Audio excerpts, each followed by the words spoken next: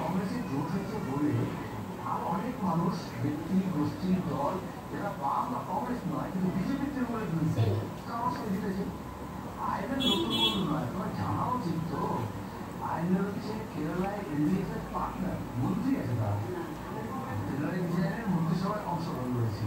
এখানে তারা যেহেতু বামদলের শরিক নয়, কংগ্রেস সক্রিয় নেই, তারা এটাকে কয়েকটা কেন্দ্রে প্রার্থী দেবো সেখানে